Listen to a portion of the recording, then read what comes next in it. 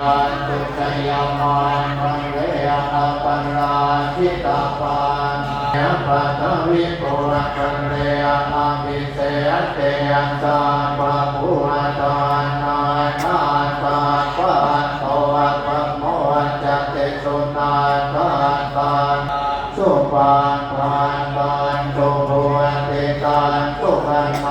ตุมาภูโตจัตตุเยทานภาจานิสุปทานปันติยติยเตยปัฏฐานขินานิกัตวานราภันตาเอปันนาคิเนยภวตุสัพพมังคลังตุสัพพะเทวตาอุเตยภวตุสัพพมังคลังราคันตุสัพพะเทวตาสัพพะธรรมานุภาเวนะปะเทวตาสัพพะสังฆานุภาเวนะสัทธาโสติภา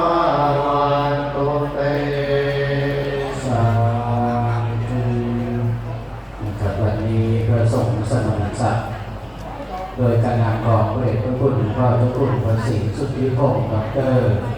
เจ้าคณะอำเภอลาดยาวเจ้าวาดวัดศรีสุทธาราม ได้เมตตาเจริญพระพุทธมนต์ฉลองพระราชทานบริญญาสมโภชโฉนด